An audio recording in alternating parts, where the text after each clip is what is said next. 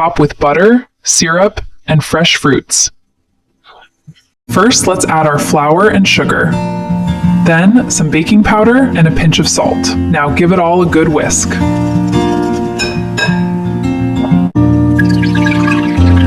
In another bowl, whisk together the milk, egg, melted butter, and vanilla. Pour the wet ingredients into the dry ingredients and stir gently until just combined. A few small lumps are okay. Heat a lightly greased nonstick pan or griddle over medium heat. For each pancake. Cook until bubbles appear on the surface. Then flip and cook until golden brown.